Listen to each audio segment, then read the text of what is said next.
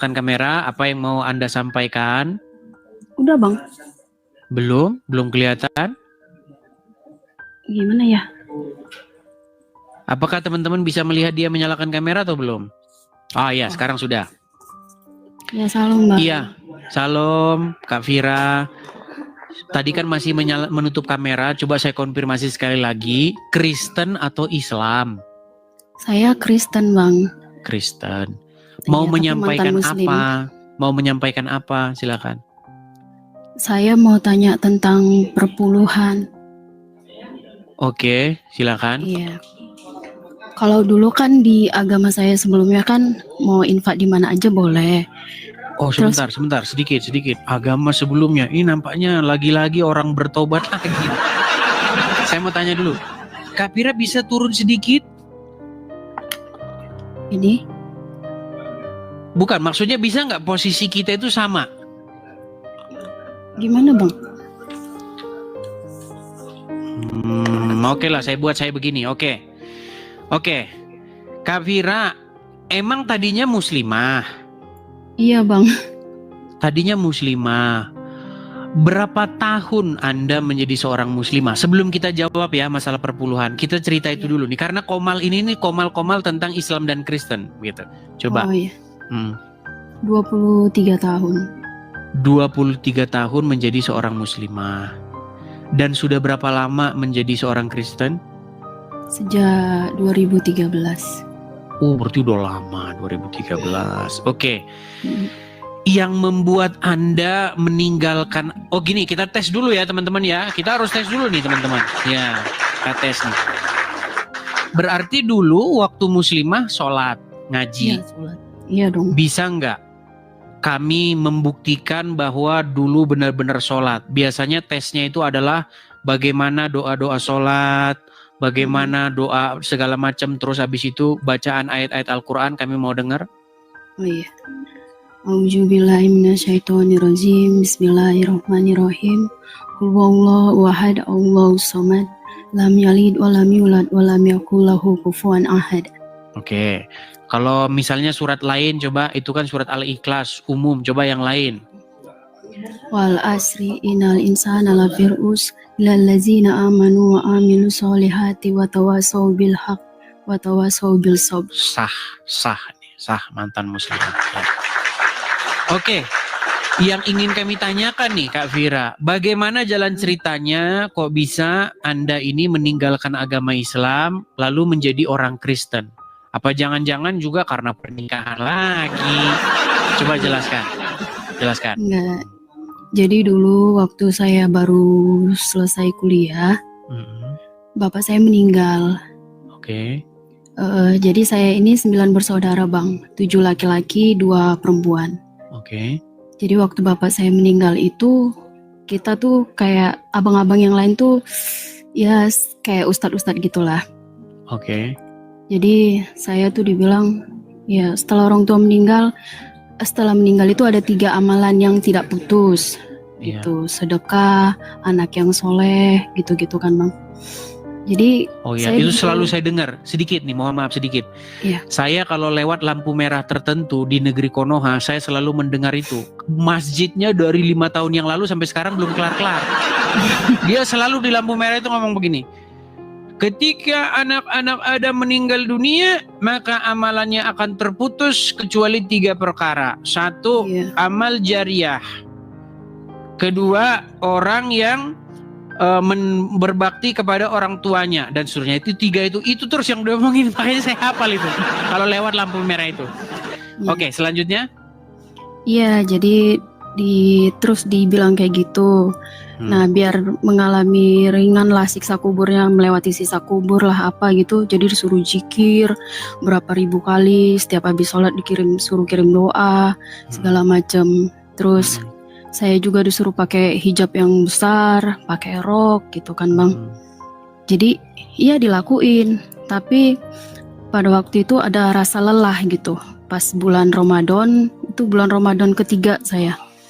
Bulan Ramadan saya sholat, saya tahajud, terus saya capek gitu bang.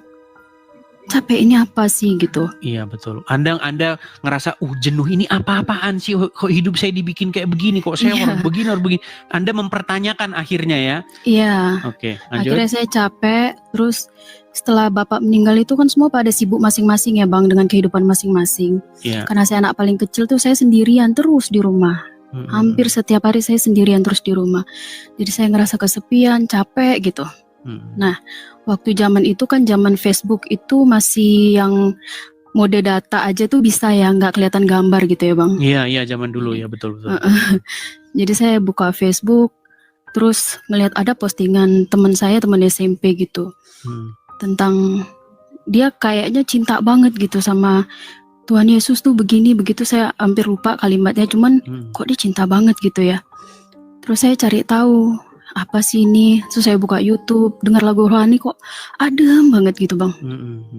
Nah, saya kalau boleh jujur, iman saya itu tumbuh karena pendengaran dengan lagu-lagu rohani itu, seperti bukan manusia yang menulis tuh, kayak malaikat yang nulis lirik-liriknya. Iya. Gitu. Jadi saya dengerin itu, saya ngerasa adem, kok ngerasa nggak kesepian, ngerasa damai, tenang gitu. Tapi by the way, anyway, Busway nih Kak Vira, suku apa sih? Kalau logat-logatnya kayak orang Minang nggak? Enggak bang, saya Simalungun, saya Saragi Simalungun. Oh ternyata. Waduh. Di sini ada abang kita nih, Saragi juga di sini, dia di ini. Kapan-kapan kalau ke California bisa gabung-gabung dengan yang sama-sama Saragi. Oke, lanjut lagi.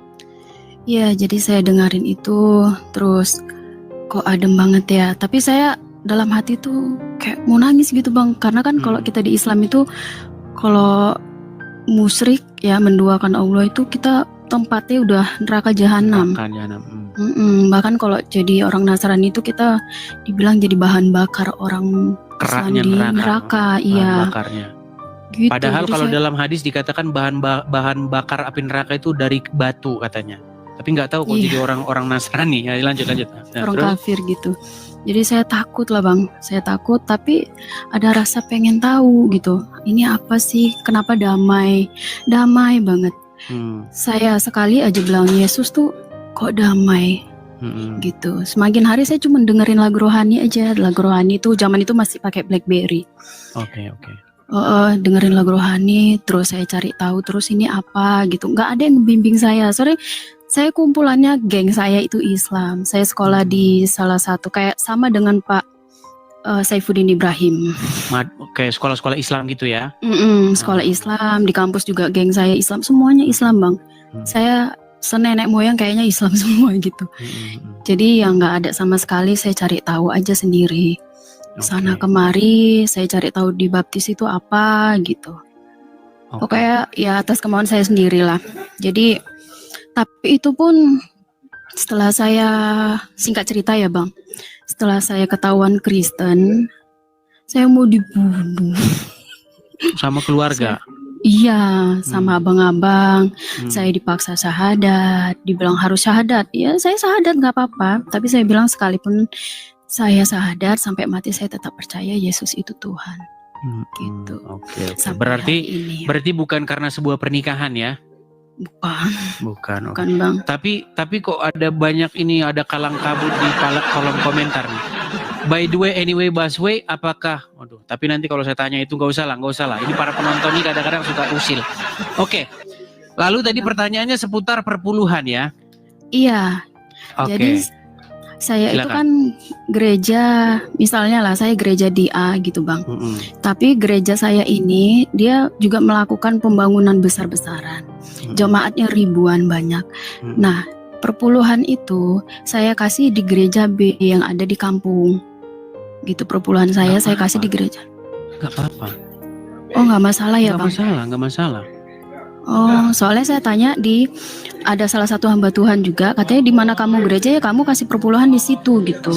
Iya, seharusnya begitu. Tetapi kalau misalnya nih, kamu melihat ada misalnya gereja lain yang udah kamu lihat dengan mata kepala sendiri, tidak tidak ada, nggak apa-apa juga sih. Tapi memang perpuluhan itu ya kemana kita bergereja seperti itu. Gitu. Tapi kalau misalnya ada niatan dari hati sendiri nggak masalah. Sebenarnya begini, kan Apalagi kemarin masalah ada ini berita-berita yang lagi simpang siur yang saya juga nggak tahu sebenarnya gimana. Masalah katanya dana Natal akan digunakan untuk membantu orang di luar negeri. Waduh. Kan masih banyak gereja-gereja yang lantainya nggak ada, gereja-gereja yang tidak diperhatikan, ya kan? Benar. Yang di pedalaman-pedalaman begitu. Benar. Dan gereja-gereja yang besar juga seharusnya ya memperhatikan itu begitu. Misalnya ada gereja jemaatnya besar ribuan, kemudian gerejanya sudah bagus. Iya, lihatlah gereja-gereja yang masih kecil di pedesaan-pedesaan begitu. Ya mungkin Anda memberikan perpuluhan ke gereja lain itu karena di dalam sudut pandang mata Anda, ini gereja kami udah cukup kok ini. Begitu. Cuman memang lebih baik itu melalui lembaga. Gitu. Jangan individu-individu. Artinya jemaat harus rapat ngomong kepada pimpinan, ngomong kepada Pak Gembala, Pak Gembala, gimana ini dengan gereja yang lain perpuluhan kita, gimana kalau kita bantu mereka, gitu seperti itu. Sebenarnya kalau semua terbuka enak kok, gitu loh. Iya. Seperti itu. Masalahnya dia bukan gereja saya ini sama-sama karismatik, tapi beda nama gitu. Cuman gereja yang di kampung ini sangat-sangat memprihatinkan gitu lah ya Bang. Ya, harusnya gereja yang besar yang itulah yang memperhatikan begitu. Seharusnya begitu. Iya Bang. Oke, jadi nggak masalah ya Bang? Nggak masalah kalau menurut saya ya. Kalau menurut saya Anda berikan kepada nggak masalah.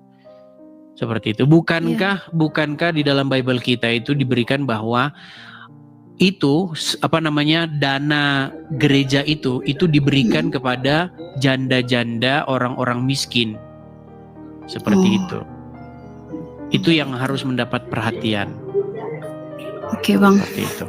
Iya, itu kalau dari pendapat saya. Iya. Oke Bang. Saya bingung juga kan karena hanya perpuluhan sih. Saya jadi waktu dibilang kamu gereja di mana ya kamu kasih di situ. Jadi kayak kok jadi saya ngerasa kayak menipu Tuhan. Saya bagi-bagi persembahan buah sulung di gereja ini, persembahan ucapan syukur di sini gitu. Menurut saya tidak masalah, tidak masalah.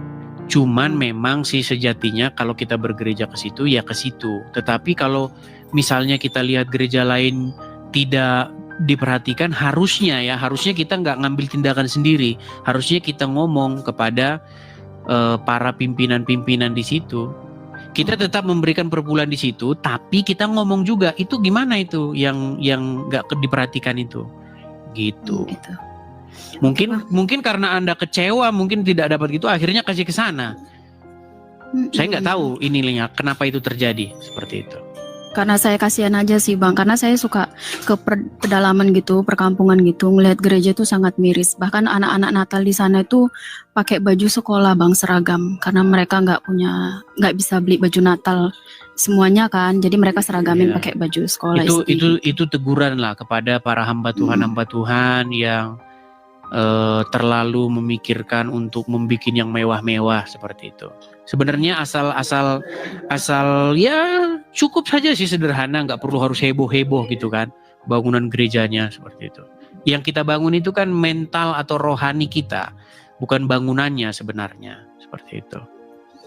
Jadi kalau ada yang mau membantu-bantu yang di luar negeri, ya perhatikan dulu lah gereja-gereja dalam negeri masih banyak yang seperti itu. Apalagi masih banyak yang kena persekusi, bangun gereja aja susah setengah mati gitu. Kan banyak sekali sampai zaman sekarang juga bangun gereja susahnya setengah mati, harus tanda tangan ini, harus tanda tangan itu ya. Makanya saya bilang SKB 3 menteri itu ya dicabut aja, itu gak ada gunanya. Gitu. Masa kita mau bangun tempat peribadatan kok harus ada tanda tangan orang segala? Begitu. Oke, begitu ya, Kak Vira ya. Oke, maju terus. Penjelasannya, ya. Sama-sama maju terus ya, tetap semangat, tetap memberitakan kebenaran. Saya satu ini yang saya terima, artinya postingan kita akan dibaca orang dan kita tidak pernah tahu bahwa postingan itu akan membawa orang kepada satu pertobatan. Benar Bang. Betul ya, makanya teman-teman jangan lupa klik share, like dan bagikan. Oke? Begitu Kak Vira? Ya, terima kasih. Selamat malam. Tuhan Yesus memberkati. Tuhan Yesus berkati. Demikian video kesaksian yang kita sudah dengarkan secara bersama-sama. Kesaksian ini yang sangat luar biasa sekali, di mana ia menyampaikan pengalaman spiritualnya bersama dengan Kristus, dan ia mengalami perubahan yang luar biasa. Orang yang sakit disembuhkan melalui kuasa darah Tuhan kita Yesus Kristus. Makanya jangan sampai terlambat ketika kita percaya kepadanya, karena dia adalah Allah yang berkuasa baik di bumi maupun di sorga. Dan dia juga adalah Allah yang tidak bisa dibatasi oleh ruang dan waktu, apalagi dibatasi oleh manusia. Apa yang Tuhan pikirkan tidak sama dengan apa yang manusia pikirkan. Karena itu saudara yang dikasih Tuhan, ia selalu menyatakan dirinya. Itu bukti kasih Allah, bahwa ia adalah Allah yang hidup, Allah yang selalu menyatakan kemuliaannya bagi orang yang mau percaya dengan sungguh-sungguh dan takut akan dia. Lukas pasal 18 ayat 15 sampai 17 mengatakan demikian. Lembaga Alkitab Indonesia memberikan satu judul, Yesus memberkati anak-anak. Maka datanglah orang-orang membawa anak-anaknya yang kecil kepada Yesus, supaya ia menjamah mereka. Melihat itu, murid-muridnya memarahi orang-orang itu. Tetapi Yesus memanggil mereka dan berkata, biarkanlah anak-anak itu datang kepadaku, dan janganlah kamu menghalang-halangi mereka. Sebab orang-orang yang seperti itulah yang empunya kerajaan Allah. Aku berkata kepadamu, sesungguhnya barang siapa tidak menyambut kerajaan Allah seperti seorang anak kecil, ia tidak akan masuk ke dalamnya. Demikian firman Tuhan, saudara yang dikasih Tuhan. Sebenarnya yang menjadi pertanyaan kita dan menjadi topik dalam perenungan firman Tuhan ini adalah, ada apa dengan anak kecil? Seorang ibu menggendong anak kecil naik bis pulang ke rumah. Ketika kernet menghitung penumpang, ia berkata, anaknya dipangku saja ya bu, bebas tiket. Umumnya anak kecil sering dianggap lemah, belum mengerti apa-apa, masih bergantung pada orang tua, belum dianggap penting dalam lingkungan sosial, bahkan kehadirannya tidak dihitung. Ketika orang-orang membawa anak-anak kecil kepada Tuhan Yesus, murid-muridnya memarahi orang-orang itu. Alasannya, Yesus sudah lelah karena sepanjang hari berjalan dan mengajar tentang kerajaan Allah. Sedangkan anak-anak itu belumlah mengerti tentang pengajaran Yesus. Biarlah nanti orang dewasa yang mengajarkannya kepada anak-anak mereka masing-masing. Tidak harus Yesus yang turun tangan mengajarkan anak-anak kecil. Sekarang jangan halangi Yesus dalam perjalanannya. Melihat perbuatan murid-muridnya itu, Yesus memanggil orang-orang yang membawa anak-anak itu dan berkata, biarkanlah anak-anak itu datang kepadaku, dan jangan halang-halangi mereka. Sebab orang-orang seperti inilah yang memiliki kerajaan Allah. Sepertinya Yesus tidak mengindahkan perbuatan murid-muridnya. Dia mengajar dengan menyuruh orang-orang itu membawa anak-anak kepadanya. Lalu Yesus berkata kepada murid-muridnya, siapa saja yang tidak menyambut kerajaan Allah seperti seorang anak kecil, ia tidak akan masuk ke dalamnya. Bagi Yesus, anak-anak itu sangat berharga, bukan penghalang untuk menyatakan kerajaan Allah. Mereka berhak mendapatkan berkat Yesus dan harap dihitung keberadaannya. Ada dua anggapan orang dewasa terhadap anak-anak, menganggap penting dan menganggap tidak penting. Namun, Yesus menunjukkan kepada kita pentingnya menyambut kerajaan Allah seperti anak-anak itu. Anak-anak memilih karakter jujur, polos, mudah berteman, dan mudah mengampuni. Gambaran kerajaan Allah itu mau berteman dengan siapa saja, rela mengampuni, dan mau hidup damai di sekitar. Kita pun dapat meneladani orang-orang yang membawa anak-anak kepada Yesus. Karena itu, saudara yang dikasih Tuhan, jangan kita membiarkan diri kita dikuasai oleh pemikiran-pemikiran yang berasumsi. Tetapi di sini Tuhan Yesus menyatakan bahwa biarkan anak-anak kecil itu datang kepadaku. Dan itu lebih menekankan ayat 17 bahwa aku berkata kepadamu, sesungguhnya barang siapa menyambut kerajaan Allah seperti seorang anak kecil, ia tidak akan masuk ke dalamnya. Jadi apapun itu, anak kecil tetap berharga di mata Tuhan. Demikian dengan orang yang baru percaya kepada Kristus Yesus. Mereka seperti bayi yang masih membutuhkan susu yang murni. Mereka masih membutuhkan makanan rohani yang memang benar-benar makanan rohani tersebut adalah firman Tuhan, di mana mereka makan seperti bubur yang masih belum keras.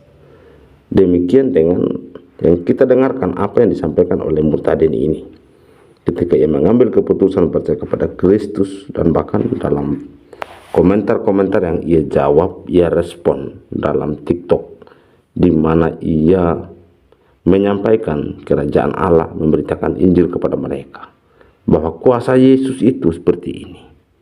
Allah yang kita sembah di dalam Yesus adalah Allah yang berkuasa. Itulah yang menjadi tujuan dia menyampaikan kesaksian ini, melalui ada orang yang komentar yang mengarah kepada hal yang negatif, tetapi dia memberkati mereka. Maka dari itu ia yakin dan percaya bahwa Kristus adalah Allah yang mengampuni, Allah yang mengasihi. Maka ia juga menerapkan kasih itu kepada orang-orang yang memang meresponi kesaksian dia dengan cara yang negatif, dan bahkan mereka punya motivasi yang salah terhadap apa yang ia sampaikan. Karena itu saudara dikasih Tuhan, mari kita terus bersaksi kepada siapapun dan dimanapun, supaya Injil dapat diberitakan dan Tuhan Yesus dipermuliakan. Demikian firman Tuhan dan juga perenungan dan video kesaksian yang kita sudah dengarkan secara bersama-sama. Semoga ini boleh menjadi berkat, dan Tuhan kita Yesus Kristus semakin dimuliakan dan diagungkan, karena dia adalah Allah yang layak disembah, dipuja. Dialah pencipta langit dan bumi serta segala isinya. Tuhan Yesus memberkati. Shalom.